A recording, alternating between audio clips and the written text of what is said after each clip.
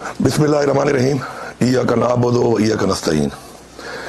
इमरान खान साहब से काफ़ी अरसे के बाद मुलाकात के हवाले से मैं आपको बताना चाहता हूँ कि चूँकि इमरान खान साहब से मेरी मुलाकात कोई 5-6 महीने पहले लास्ट टाइम हुई थी और इस दरमियान में काफ़ी ऐसे मामलात हुए और काफ़ी ऐसी चीज़ें हुई जो उनसे बताना और उनके साथ डिस्कस करना बहुत ज़रूरी था। तो हुकूमती हवाले से मैं ये कहूँगा कि पिछली मुलाकात में भी ये फैसला हुआ था कि हमने अपनी काबीना के अंदर और अपनी हुकूमत के अंदर जो चीज़ें की, इस्लाहात किए या करने हैं, तो उसके अंदर हम कोई तब्दीलियाँ करेंगे। और उस वक्त भी मैंने असद कैसर साहब को और शाहराम साहब को बुलाया था और उस हवाले से बाकी जो लोग थे इनके बारे में बातचीत हुई थी, उनको मैंने आगाह किया था कि इस तरह का प्लान बन रहा है कि हम कुछ मिनिस्ट्रीज़ में और कुछ मिनिस्टर्स में हम कुछ चेंजेस करेंगे। लेकिन मैंने इमरान खान साहब से कहा कि चूँकि बजट आ रहा है तो बजट के बाद हम ये तब्दीलियाँ करेंगे।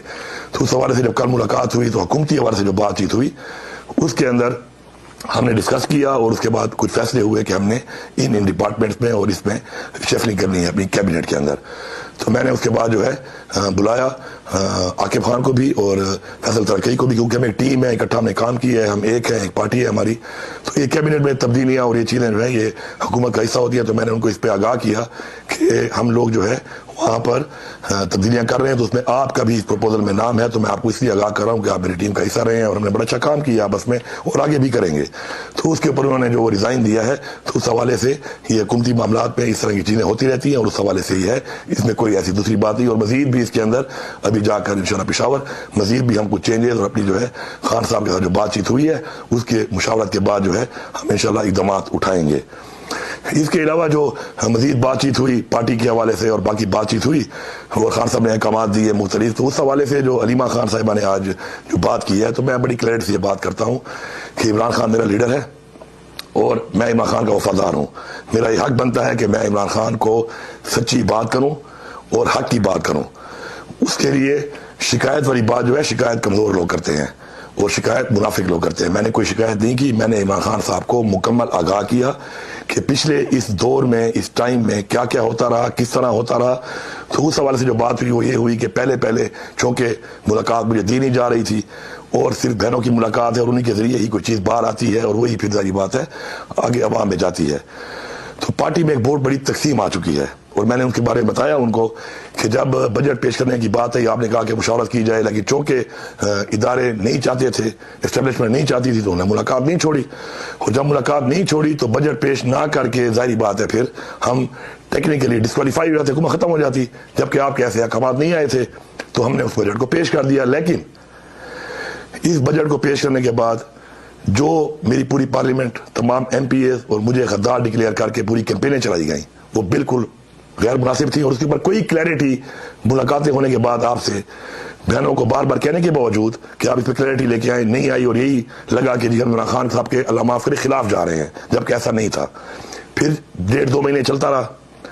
उसके बाद फिर आगे जाकर जब बजट पास करने की बारी आई तो वही सिचुएशन वो नहीं मिलने दे रहे थे। तो बड़ी मुश्किल से मेरे साथ एक मुलाकात हुई जिसमें खान साहब को मैंने कहा कि आपने कहा कि जी अगर ऐसा मसला है तो ठीक है, बजट तो फिर पास करना पड़ेगा। और बजट हमने पास कर दिया और बता के किया, सारी वजाहत के साथ किया कि बजट में कोई भी तब्दीली खान साहब करना चाहें तो कर सकते हैं। और मैंने कहा खान साहब मैंने आपका इख्तियार आपके पास रखा हुआ है, अभी आप कहें तो आपके मुंह से निकलने में और हुकूमत ख़त्म करने में एक लम्हा भी नहीं है, तो आपका इख्तियार आपके पास है। लेकिन इसके ऊपर पूरे के पूरे मेरे MPA, पूरी पार्टी, मुझे ऊपर ये इल्ज़ाम लगाए गए कि हमने गद्दारी करके बजट पास किया है। और इसके ऊपर इतनी मुलाकातें होने के बाद बार बार मेरे कहने के बाद बावजूद कि इस पे मौके को क्लियर किया जाए, नहीं किया गया, बल्कि प्रोवोक किया जा रहा है उल्टा। और प्रोवोक करके ये कैंपेनें चलाई जा रही हैं बार बार और मुतवातिर कैंपेनें चल रही हैं। फिर उसके बाद एक नया जो है कैंपेन चला दी गई कि जी माइनस इमरान खान कर रहे हैं।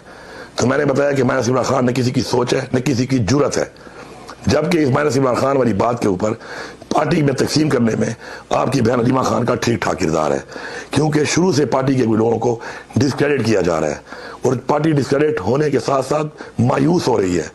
आपकी रिहाई के हवाले से इकदाम नहीं उठाए जा रहे, बल्कि पार्टी के अंदर ऐसी गुरबंदियां बनती जा रही हैं कि उन गुरबंदियों में हर बंदा किसी न किसी जगह का सहारा लेकर उस गुरबंदी का हिस्सा बनकर अपने जो इंटरेस्ट है उनका फ़ायदा ले रहा है, अपनी जो इख्तलाफात किसी के साथ हैं उनके फ़ायदे ले रहा है।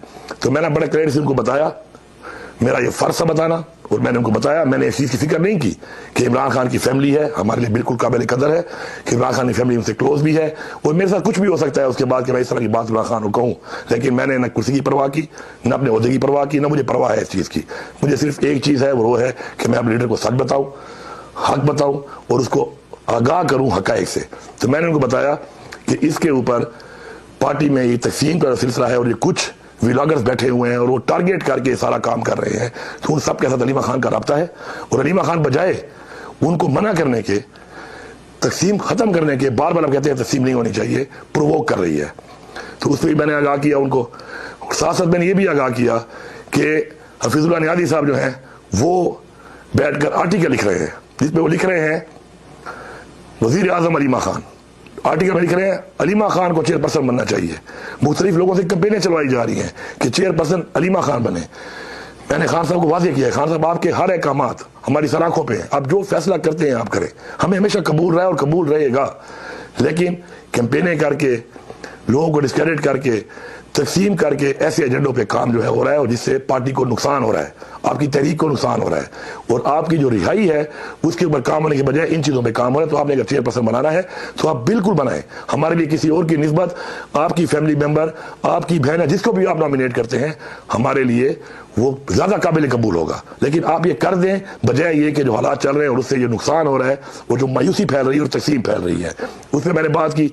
इसके अलावा खान साहब को चूँकि पता है इस बात का कि जो इससे पहले हुआ, जब जो जिम्मेदारियां दी गई किस तरीके से हमने उसको निभाया, कितने हम कामयाब हुए, कितने नहीं हुए। स्पेशली 26 नवंबर के हवाले से खान साहब की अहलिया जो इस वक्त नाक जेल में है और बड़ी तकलीफ गुजार रही है, चूँकि वहाँ खुद मौजूद थी, तो ये सोशल मीडिया और मीडिया की बातों के अलावा खान साहब को उन्होंने एग्जैक्टली बताया कि वहाँ पे क्या हुआ, कौन था, किस वक्त तक था, कौन खड़ा रहा और किस वक्त तक खड़ा रहा। तो खान साहब सब जानते हैं इस मामले में, क्योंकि उनको जो बताने वाला शख्स है, जो उनकी बीवी है बुशरा बीबी, उन्होंने पूरा उनको एक्सप्लेन किया हुआ है और क्योंकि जेल में मुलाकात भी होती रहती है उनकी, तो उनको पूरी हर चीज़ का पता है। तो उस मामले के ऊपर किसी का ये कहना या मफूजे बनाना या कोई ऐसे एजेंडे बनाना कि ये हुआ वो हुआ, वो इस चीज़ से इसलिए बात आता है कि जो ऐनी शाहिद है बुशरा बीबी, वो खान साहब को सब कुछ बता चुकी हैं और खान साहब को सारी रिपोर्ट है उसके ऊपर। अब जहाँ तक बात है कि जी ये बात चल रही कि पार्टी में कौन ये काम कर रहा है, माइनस कौन कर रहा है, इसके ऊपर जो बात हुई, तो मैंने बड़ा क्लियर इनको बताया कि देखें हमने हर तरह से फैमिली के साथ मिलके पूरा काम करने की पूरी कोशिश की हुई है। लाहौर का यहीं पर लीडरशिप के साथ बैठ के जब फैसला हुआ, अलीमा खान उसमें मौजूद थी, बहनें मौजूद थी, कि हमने एक जाके एक इवेंट करना है लाहौर में और पार्लियामेंटेरियंस को लेकर मैंने जाना है। मुझे जिम्मेदारी दी गई, मैंने वो जिम्मेदारी भी निभाई। अब वो जिम्मेदारी जब मैं निभा रहा हूँ तो वो जिम्मेदारी निभाने के लिए लाहौर में मुझे कुछ जगह भी चाहिए थी। तो मेरे पास जो अवेलेबल जगह थी वो उस शख्स की थी जो कि आपका नॉमिनी जिसको आपने नॉमिनेट किया था फॉर सेनेट, जब सेनेट इलेक्शन शुरू में हो रहे थे और नहीं हो पाए, तो उसका चूंकि फार्म हाउस जाती उम्रा में था, अच्छी जगह पे था, वहां पे हमने इवेंट किया और अलीमा खान इसमें ऑन बोर्ड थी हमारे साथ। लेकिन अनफॉर्चुनेटली उस इवेंट करने के बाद, इतना कामयाब इवेंट के बाद, मेरे ऊपर ये चला दिया गया कि मेरे MPA और मैं शायद किसी को सेनेटर बनाने के लिए कर रहे थे। ये कितनी बड़ी जाती है। और उसके ऊपर भी हमारे पे गद्दारी के फतवे और वही व्लॉगर्स, वही लोग जो एजेंडे पे काम कर रहे हैं, जो राब्तों में हैं, जिनको ब्रीफ किया जाता है, जो बाकायदा स्पेस में मान चुके हैं बात और रिकॉर्ड है कि जी हमें ये चीज़ जो है ये हमें बताई जा रही है और ये हमें यहाँ से फीड हो रही है और ये एग्जैक्ट फीडिंग है वही कि जो खान साहब की तरफ से होती है। तो उसके ऊपर आपने फिर उसी बंदे को खुद नॉमिनेट किया, लेकिन उसके ऊपर भी हमारे ऊपर गद्दारी के फतवे लगाए गए, हमारे पे इल्जामात लगाए गए। तो बजाय क्लैरिटी करने के उस इवेंट जो बैठ के प्लान करने वाली अलीमा खान साहब मौजूद थी, उसने सपोर्ट नहीं किया बल्कि उसको होने दिया। तो जब ये होगा, इस तरीके से होगा, पार्टी डिस्क्रेडिट होगी, पार्टी में तकसीम होगी, तो आपकी जो तहरीक है, मैंने खान साहब को क्लियरली बताया कि आपने फिर उसके बाद नॉमिनेट भी कर दिया, फिर मशाल का इशू आया, वो भी आपने नॉमिनेट की, उसके ऊपर भी यही होता रहा। और ये फजूल चीज़ों में उलझा कर तकसीम पैदा करके जो आपकी रिहाई का जो हमारा असल मकसद है आपकी रिहाई, उसके ऊपर कोई काम नहीं हो रहा। मैंने बड़ा क्लियरली बताया कि काम नहीं हो रहा और कोई ऐसे अहकाम जारी करें कि उसके ऊपर फोकस हो और सब मुत्तहिद हों, क्योंकि अगर मुत्तहिद नहीं होंगे तो ये जंग हम नहीं जीत सकते। हम मुत्तहिद होने के बजाय इदारों के, एस्टेब्लिशमेंट के उस मकसद पे हम चल रहे हैं कि जो वो जानबूझ के कर रहे हैं उसमें कामयाब हो रहे हैं, और जिसमें अलीमा खान डायरेक्ट एक रोल अदा कर रही है। तो उसके ऊपर ये हुआ कि मैंने बड़ी क्लैरिटी से बताया इमरान खान को कि खान साहब, ये जितने लोगों को सजा हुई है या FIR हुई पड़ी हैं, ये लोग तो जिलों में मौजूद भी नहीं थे। क्या उमर अयूब मौजूद था? क्या शिबली फराज मौजूद था? क्या जरताज मौजूद थी? बहुत से सारे लोग जो हैं वो मौजूद भी नहीं थे। हामिद रजा क्या मौजूद था? या 9 मई में जो 8 जिलों में FIR में पड़ी, क्या वहां पे कोई लीडरशिप मौजूद थी? क्या ये लोग मौजूद थे? क्या ये वर्कर बेचारे सजा जो हो रहे हैं, ये इन्होंने क्या कैसा गलत किया था? सारे जैली पर्चे, झूठे पर्चे हैं आप पर भी, आपकी बीवी पर, लीडरशिप पे, वर्करों पे, और सजाएं होती जा रही हैं। आप खुद जेल में हैं। लेकिन अलीमा खान के जो बेटे के ऊपर ये बात आई, तो उस हवाले से वो मौजूद था और उसकी 3 दिनों में जमानत हो गई। तो मैंने उनको बड़ा क्लियरली बताया कि चूंकि इदारे इसमें काम कर रहे हैं हमें कमजोर करने का, और कोई जानबूझकर या किसी मकसद के तहत अगर उनकी साथ राब्ते में रहकर कोई ऐसा काम कर रहा है तो आपकी कौस को नुकसान दे रहा है, आपकी रिहाई, आपकी हकीकी आज़ादी की तहरीक को नुकसान दे रहा है। और मैंने उनको बताया कि मेरी मालूमात के मुताबिक MI जो है वो फैसिलिटेट कर रही है अलीमा खान को इस सारी कार्रवाई में। और मैंने खान साहब को इसलिए बताया कि मैं एक फर्ज समझता हूं अपना कि मैं उनको आगाह करूं उस चीज़ से जो हो रहा है, हमें जो कमज़ोर किया जा रहा है उसके अंदर जो उन्होंने कहा, तो मैंने बिल्कुल बताया उनको, और वो इस फैसिलिटेशन में और हमें कमज़ोर करने में इस पूरे एजेंडे के ऊपर सपोर्ट दे रही है अलीमा खान को। तो मेरा इसमें बड़ा मौक़िफ़ क्लियर है, हम इमरान खान के साथ हैं। मैं सबसे ये कहूँगा कि इमरान खान की तहरीक, इमरान खान की रिहाई पे फोकस करो। जिस काम पे आप लगे हुए हैं, जो काम आप कर रहे हैं, मैंने अपने लीडर को खुल के बताया है, हर चीज़ से बाला तर के बताया है, और मैंने वफादारी का सबूत दिया अपने लीडर के साथ कि जो हक़ाइक़ यहाँ पे थे मैंने उनके सामने रखे हैं, और मुझे इस पर फ़ख्र है। इसके अलावा मैं पूरी कौम को और पूरी दुनिया के मुसलमानों को एक पैगाम देना चाहता हूँ कि ये जो इस वक्त बात चल रही है फ़लस्तीन के हवाले से, हम किसी भी तरह बहैसियत मुसलमान, बहैसियत पाकिस्तानी, अपने ईमान के तौर पर कभी भी इसराइल को तस्लीम नहीं करते। हम कभी भी 2 स्टेट को नहीं मानते, हम सिर्फ 1 स्टेट मानते हैं, और वो है फ़लस्तीन। ये हमारा वाज़ेह मौक़िफ़ है, और हम इस पे सब अपना ईमान समझ के इसके लिए हर हद तक इंशाल्लाह जाएंगे, और साथ खड़े हैं अपनी फ़लस्तीन की आवाम के, और फ़लस्तीन एज अ 1 स्टेट के साथ। शुक्रिया।